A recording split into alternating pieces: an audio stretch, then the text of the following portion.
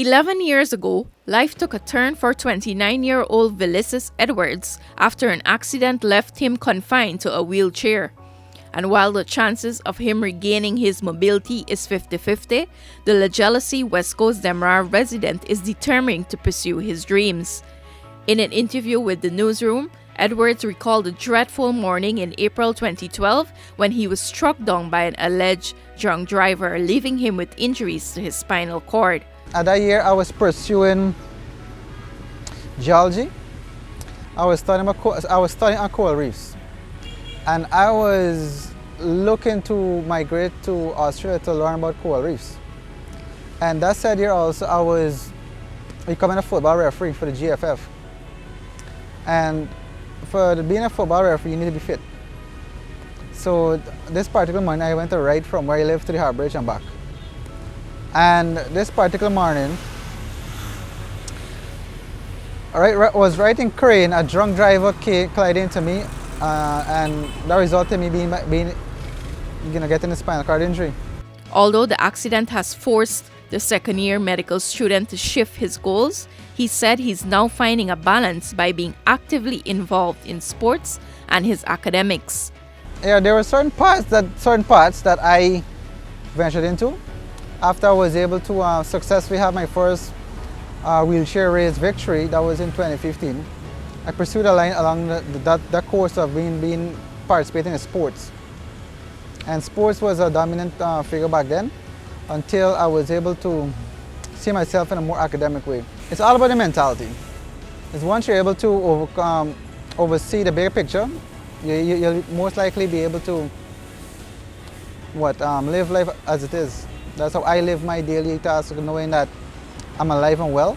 It's just a chance of getting up in the morning and getting back into bed at night. And being able to be this level of motivation that I'm seeing to myself and the confidence that I'm given, it gives great privilege to see that I'm very, being motivated to others. On a daily basis, Edwards said he manages to take care of himself and needs little to no help to move around. In terms of mobility-wise, I need help, yes, but there are times where I don't need the effort of persons pushing me or taking me out or so forth. I can just do it by myself. Hope was renewed for Edwards after he was selected as a recipient for the government's Guyana Online Academy of Learning Gold Scholarship Program.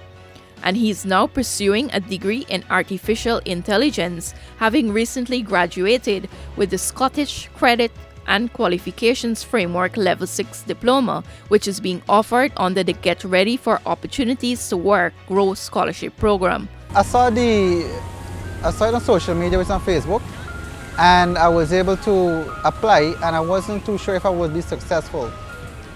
But eventually I got the email stating that I was, which was something that I never expected. I had grades, but I wasn't too certain the criteria of being eligible to be in university, which is outside of Guyana or in the Caribbean. According to Edwards, being able to successfully graduate is a milestone for him. When I heard my name being called, and I was like, wow. I reached this level of academic, and the journey of it was very much a worthwhile one. For Edwards, adapting to the different time zones to keep up with studies is not something which happened overnight. Instead, he said it led to many health challenges. During that 6 months, it was very challenging because the classes were merely at nights, and the university that we were in, it had a difference of the time zone. I was trying to cope with the level of teaching that they were doing. And being a different, different culture, it was challenging the aspect of understanding what the lecturers were saying. Edwards is also a second-year medical student at the University of Barcelona. He will be departing the country in September for his final year. He is encouraging other persons with disability to be consistent and proactive in their dreams. Persons with disabilities, I encourage you to take up a challenge in academics and be more proactive in being an advocate for persons with disabilities, like myself. Apart from football, Edwards is also actively involved in archery and is the leader of the West Side Disability Association. Reporting for the newsroom, Sharda Bacchus.